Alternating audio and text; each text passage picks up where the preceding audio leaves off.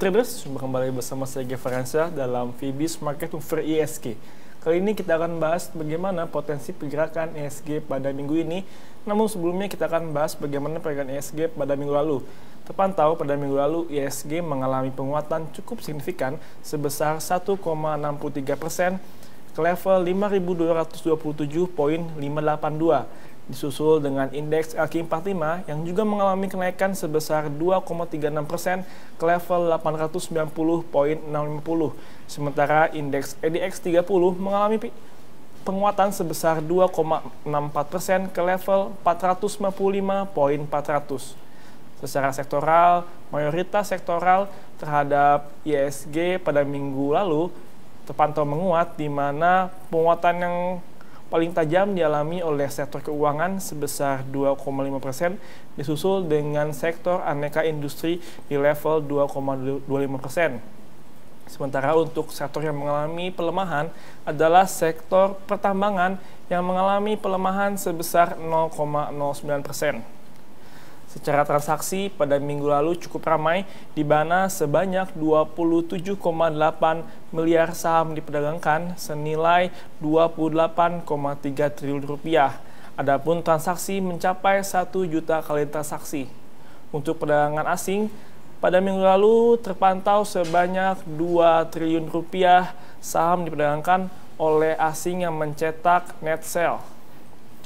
Untuk minggu ini, banyaknya sentimen negatif yang mewarnai ISG. Diprediksi ISG masih bergerak dalam pergerakan tertahan, di mana adanya beberapa sentimen ekonomi, khususnya di isu dari kenaikan harga BBM dan juga peta politik tentang kabinet terbaru pemerintahan Jokowi JK.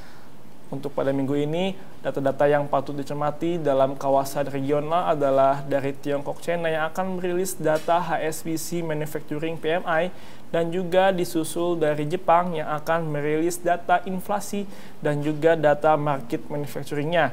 Dari Australia juga ada rilis dari rapat Bank Sentral Australia yang akan disusul dengan pernyataan pidato dari Gubernur Bank Sentral Australia. Dari Inggris juga ada rilis data mortgage lending dan juga BOE Consumer Credit yang disusul dengan data market UK Service PMI. Dari kawasan Eropa adanya pembahasan dari speech Presiden Europa Central Bank yaitu Mario Draghi, dan juga disusul data Consumer Confidence. Dan dari Amerika Serikat yang tak kalah penting adalah rilis data GDP kuartalan final Amerika, dan juga akan dirilis dengan data initial jobless claim. Secara teknikal, ISG pada minggu ini masih rawan profit taking, di mana adanya penguatan tajam beberapa waktu lalu. Saat ini investor masih memasang aksi wait and see, menyusul dari beberapa kebijakan ekonomi penting yang masih dibicarakan oleh para pemerintah Indonesia, di mana saat ini ISG berada pada level support mingguan di level 5.100 hingga 5.150. Adapun level resisten mingguan bertemu pada level 5.250 hingga 5.270. Pada saat ini ISG masih bergerak dalam posisi bearish yang lemah. Sekian Fibis Market Mover ISG untuk edisi pekan ini. Tetap semangat investasi, happy trading, dan salam Fibis.